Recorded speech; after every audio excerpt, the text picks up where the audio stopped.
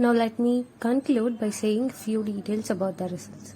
Homemade turmeric gives natural dull yellow color, whereas the one from the shop gives bright yellow.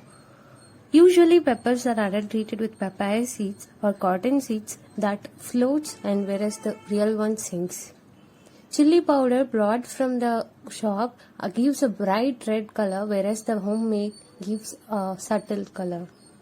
Original cloves does not float, whereas the volatile and oil extracted cloves floats.